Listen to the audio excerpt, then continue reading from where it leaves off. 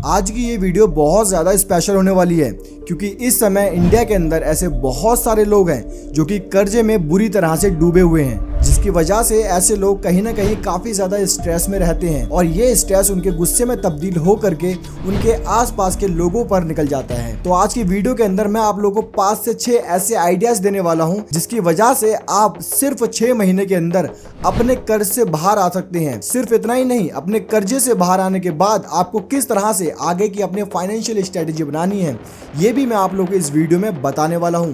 तो इस वीडियो को बिल्कुल भी मिस मत करना, वीडियो को आखिर तक देखना। ये वीडियो आप लोगों के लिए बहुत ज्यादा जरूरी हो सकती है क्योंकि आप थोड़ा बहुत टाइम इंस्टाग्राम पे रील वगैरह देखने में निकाल देते हैं, लेकिन छोटी सी अगर आप लोग ये वीडियो देख लेते हैं तो इससे आप लोग की बहुत ज्यादा हेल्प हो सकती है। अगर आप कर्जे में नहीं है तो आपके रिलेटिव में, आपके खानदान में कोई ना कोई ऐसा जरूर होगा, तो उसको आप ये वीडियो भेज सकते हैं जिसकी वजह से उसकी भी काफी ज्यादा हेल्प हो सकती है। तो आपका बिना समय बर्बाद किए बढ़ते हैं वीडियो में आगे। चैनल पे नए हैं तो चैनल को सब्सक्राइब जरूर कर लें जिससे कि आने वाली सारी अपडेट्स आप लोगों को सबसे पहले मिल पाए।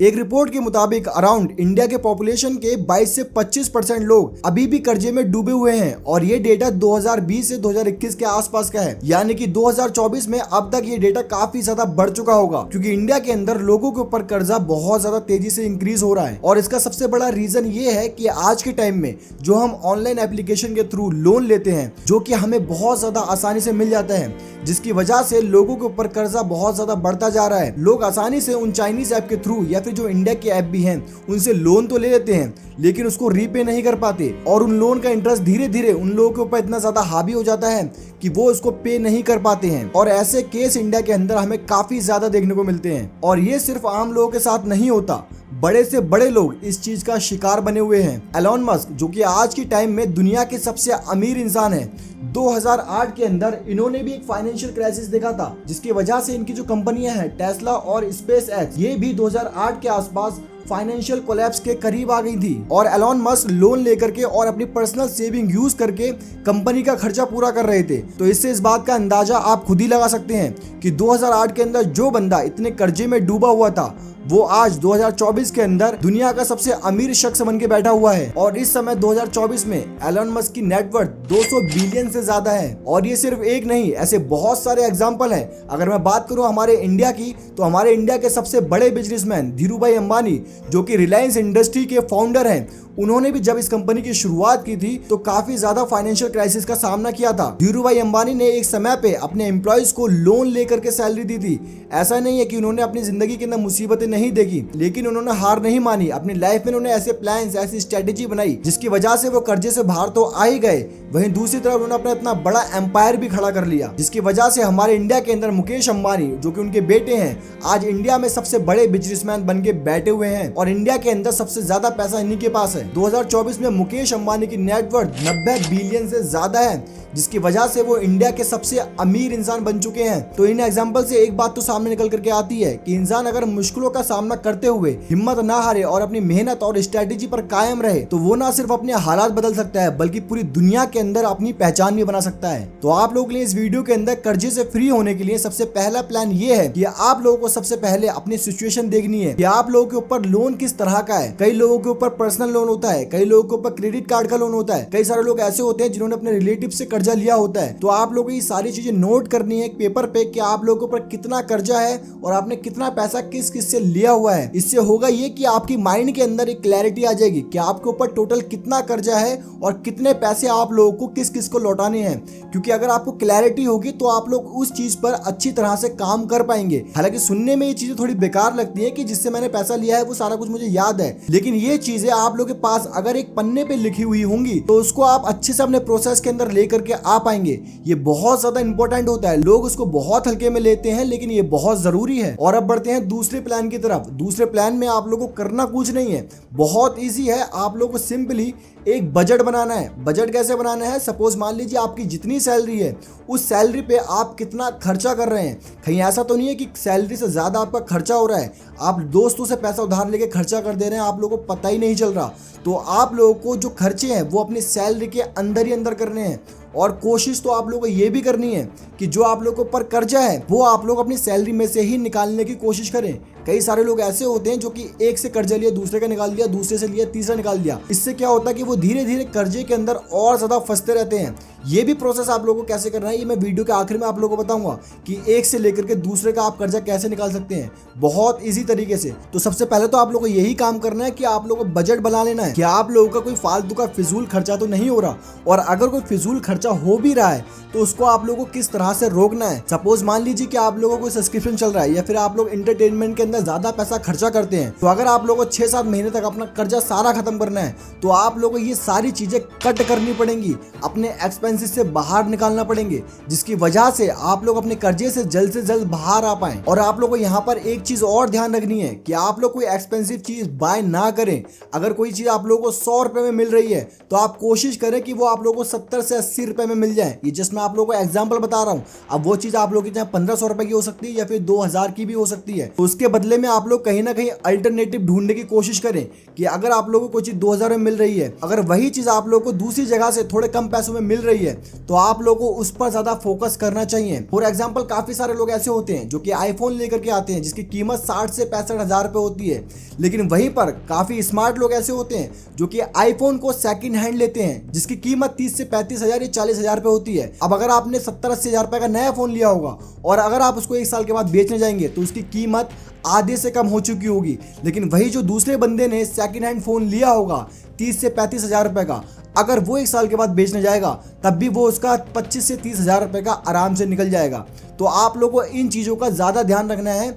जितनी नई चीज़ों से आप दूर रहेंगे उतना जल्दी आप अपना कर्ज खत्म कर पाएंगे। और यहाँ पर आप लोगों को एक गोल भी सेट करने की ज़रूरत है कि जितनी भी आपकी सैलरी है उसमें से 20 से 30% आपके जो डेप्थ है, जो कर्जा है उसमें जाना चाहिए, चाहे वो आपके लोन की ईएमआई हो या फिर आपके क्रेडिट कार्ड की ईएमआई हो या फिर आपने अपने रिलेटिव से पैसे ले रखे हो। आपकी सैलरी का 20 से 30% उसमें निकलना ही निकलना चाहिए, तभी आप लोग कम समय के अंदर अपने कर्ज से बाहर आ पाएंगे। फॉर एग्जाम्पल अगर आपकी सैलरी 1 लाख रुपए है, जस्ट एग्जाम्पल के लिए बता रहा हूँ, हालांकि किसी की 10,000 हो सकती है, किसी की 20,000 हो सकती है, किसी की 50,000 भी हो सकती है। तो अगर आपकी सैलरी 1 लाख रुपए है तो उसमें से 20 से 30% यानी कि 20 से 30 हजार रुपए आपकी ईएमआई निकलनी चाहिए। इससे क्या होगा, आपके जो लोन होंगे वो धीरे धीरे कम होते रहेंगे और आपके ऊपर से कर्जा धीरे धीरे खत्म होता रहेगा। क्योंकि किसी भी इंसान के ऊपर अगर ज्यादा कर्जा होता है तो वो कहीं ना कहीं स्ट्रेस में रहना शुरू कर देता है और वो फिर अपने दोस्तों से ठीक से बात नहीं कर पाता, ठीक से खाना नहीं खा पाता, ठीक से सो नहीं पाता, इवन अपनी फैमिली में भी, अपने घर में भी ठीक से अपने भाई बहन से, अपनी मम्मी पापा से बात नहीं कर पाता। इतनी बुरी चीज़ होती है कर्जा। तो इससे जितना दूर हो सके आप उतना दूर रहें, और अगर आपके ऊपर हो चुका है तो आप उसको खत्म करने के लिए एक स्ट्रेटेजी बनाएं जिसकी वजह से जल्द आप उस कर्ज से बाहर आ पाएं। तीसरा प्लान सबसे ज्यादा खास है, शायद इसको आप लोग रिलेट कर पाएं। अगर आप लोग जॉब करते हैं या फिर आप लोग का बिजनेस है तो आप लोग कोशिश करें कि आप लोग का जो इनकम है वो कहीं ना कहीं थोड़ा बहुत हर महीने इंक्रीज होता रहे। अब काफी सारे लोगों का क्वेश्चन ये भी होगा कि हर महीने तो सैलरी नहीं बढ़ सकती। मैं भी आपकी बात मानता हूँ कि हर महीने आपकी सैलरी नहीं बढ़ सकती, लेकिन आप लोगों को अपना कर्ज खत्म करने के लिए थोड़ा एक्स्ट्रा काम करना पड़ेगा। यानी कि सपोज एग्जाम्पल के लिए अगर आप जॉब करते हैं तो अगर आपको अपना कर्जा जल्दी खत्म करना है तो आपको अपनी जॉब के साथ साथ पार्ट टाइम आपको रात में या फिर जब भी आपको टाइम मिलता है उस टाइम के लिए आप लोगों को कोई ना कोई काम ढूंढना पड़ेगा, जिसकी वजह से आपके पास कुछ एक्स्ट्रा अमाउंट आएगा और आप अपनी ईएमआईज, अपने लोन्स को जल्दी रिपे कर पाएंगे और आपके ऊपर जो इंटरेस्ट होगा वो कम से कम लगेगा। क्योंकि इंटरेस्ट एक ऐसी चीज होती है जो कि इंसान को धीरे धीरे डुबाती जाती है। तो आप लोगों को ट्राई ये करना है कि आप लोग का इंटरेस्ट कम से कम पे हो। तो ये ऐसे ही मुमकिन हो पाएगा कि अगर आप लोग एक्स्ट्रा वर्क करेंगे तो आप लोगों के पास एक्स्ट्रा अमाउंट आएगा, जिसकी वजह से आप अपने अमाउंट को, अपने लोन को जल्दी रिपे कर पाएंगे। चौथा प्लान है कि आप लोगों को अपनी ईएमआईज के अंदर ऑटोमेट पेमेंट का यूज करना है। इससे सबसे बेनिफिट आपका यह होगा कि आप लोगों की कभी भी कोई भी ईएमआई बाउंस नहीं होगी। अगर गलती से कोई ईएमआई बाउंस हो भी जाएगी तो आपके पास राइट्स होंगे कि आप बैंक में जाकर के उसकी कंप्लेंट कर पाएंगे। ऑटोमेट पेमेंट्स का ऑप्शन सबसे ज्यादा बेनिफिशियल होता है। कई सारे लोग ऐसे होते हैं जो कि काम के अंदर इतने ज्यादा बिजी हो जाते हैं कि वो ईएमआई पे करना भूल जाते हैं या फिर उनसे ईएमआई ड्यू डेट पे नहीं हो पाती और वो मिस हो जाती है, जिसकी वजह से क्या होता है उनके ऊपर लेट पेमेंट चार्ज लग जाता है और धीरे धीरे वो बढ़ते बढ़ते अमाउंट और ज्यादा बड़ा होता जाता है। तो इन सब से बचने के लिए हमेशा आप लोग को ऑटो पे का ऑप्शन यूज करना है, जिससे कि कभी भी आप लोग की ईएमआई डिले ना हो और आपके ऊपर कोई भी एक्स्ट्रा अमाउंट बैंक की तरफ से ना लगे। और पांचवा सबसे मेन और सबसे अहम पॉइंट, अब सपोज मान लीजिए कि आपका कोई लोन चल रहा है जिसका रेट ऑफ इंटरेस्ट है 15% या 12% या फिर 20%, तो आप लोगों को कोई ऐसा लोन अल्टरनेटिव देखना है जिसका रेट ऑफ इंटरेस्ट कम हो, यानी कि 8%, 9%, 10% के आसपास हो, या फिर आपका कोई कलीग हो जो कि आप लोगों को पैसा दे दे और आप उस लोन को रीपे कर दें, जिसकी वजह से आपका जो इंटरेस्ट है वो बच जाए। हालांकि जो आपका कलीग होगा, जो आपका रिलेटिव होगा, वो भी कहीं ना कहीं आप लोगों का इंटरेस्ट चार्ज कर सकता है, लेकिन आप लोगों को कोई ऐसा इंसान ढूंढना है जो आप लोगों से इंटरेस्ट ना ले। अब चाहे आपका मामा हो सकता है या फिर चाचा हो सकता है, आपके रिलेटिव में कोई भी हो सकता है, उससे वो अमाउंट लेकर के आप अगर अपने लोन ईएमआई पे कर देंगे तो आप लोग इंटरेस्ट से बच सकते हैं और आपके ऊपर जो भी कर्जा होगा वो खत्म हो जाएगा और जिससे आपने अमाउंट लिया होगा उससे आप धीरे धीरे वो अमाउंट पे कर देंगे। और रीपे करने का दूसरा तरीका भी मैं आप लोगों को बता देता हूँ। फॉर एग्जाम्पल, अगर आप लोग क्रेडिट कार्ड यूज करते हैं तो क्रेडिट कार्ड को आप काफी अच्छी तरह से इस्तेमाल में ले सकते हैं अपनी जिंदगी के अंदर, क्योंकि क्रेडिट कार्ड को रीपे करने के लिए 45 डेज मिलते हैं। अब सपोज मान लीजिए आपने बहुत ज्यादा हाई रेट ऑफ इंटरेस्ट का लोन ले रखा है और आप लोग हर महीने उसको ईएमआई में पे कर रहे हैं। अब यहाँ पर आप लोग क्या कर सकते हैं कि जो आपकी क्रेडिट कार्ड की लिमिट है आप उसको निकाल सकते हैं उसमें, लेकिन आपको ये देखना है कि आप लोग के ऊपर चार्ज इंटरेस्ट कितना पे हो रहा है, आपके लोन अमाउंट से कम हो रहा है या ज़्यादा हो रहा है। ज़्यादा हो रहा है तो आप लोगों को वो रिडीम नहीं करना है।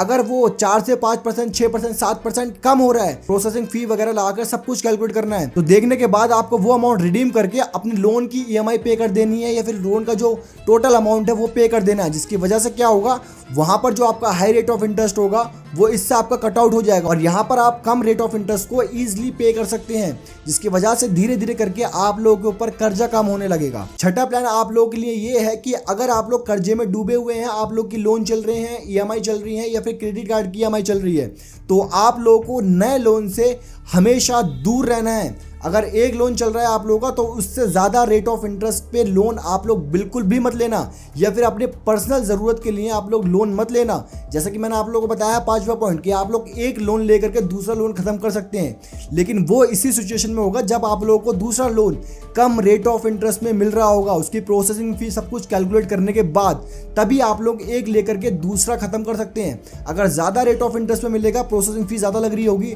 तो आप लोगों का खत्म करने का कोई बेनिफिट नहीं होगा और बल्कि आप लोगों को ज़्यादा अमाउंट पे करना पड़ सकता है। तो यहाँ पर आप लोगों को नए लोन से दूर रहना है। अब सपोज आप लोगों को गाड़ी लेना है, फ़ोन लेना है, घर में कुछ ज़रूरत का सामान लेना है, तो लोन लेकर के आप लोगों को नहीं लेना है। आप लोगों को इन सब चीज़ों से दूर रहना है जब तक कि आप लोगों का कर्जा खत्म नहीं हो जाता।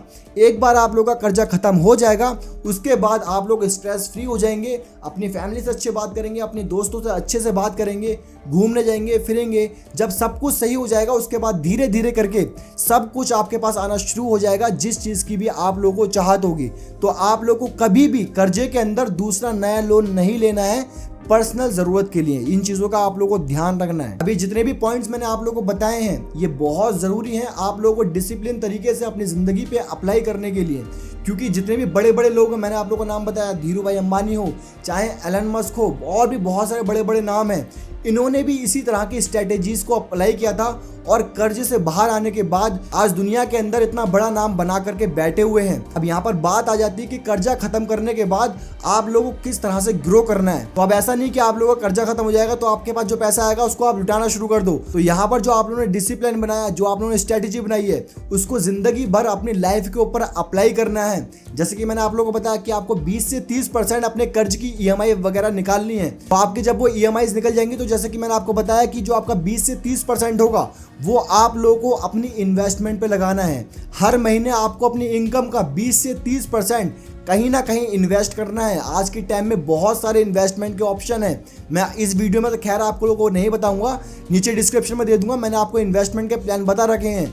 तो आप लोगों को अच्छी अच्छी जगह देख करके अपने अमाउंट को इन्वेस्ट करना है, जिससे कि हर महीने आपका अमाउंट धीरे धीरे करके ग्रो होता रहेगा और आपकी वेल्थ बनती रहेगी। आने वाले कुछ सालों के अंदर आपके पास इतना अमाउंट इकट्ठा हो जाएगा कि आपको बिलीव नहीं होगा कि एक टाइम ऐसा था जब मैं इतने कर्जे में था और एक टाइम में आप अच्छी जिंदगी जी रहे होंगे। तो अगर आप लोग स्ट्रेटेजी और डिसिप्लिन फॉलो करते हैं तो ये सब कुछ आप अचीव कर सकते हैं। ये सब कुछ डिपेंड करता है आपके ऊपर। अब ये वीडियो आप लोगों को कैसी लगी, या आपको रिलेटेबल लगी या नहीं लगी, ये नीचे आप कमेंट करके जरूर बता देना। और अगर आप हमारे चैनल पर पहली बार वीडियो देख रहे हैं तो यार यार चैनल को सब्सक्राइब जरूर कर लेना, जिससे कि हमारी फैमिली और ज़्यादा बड़ी हो सके और ऐसी ही इंफॉर्मेटिव वीडियो आप लोगों को मिलती रहे। मिलते हैं अगले वीडियो में।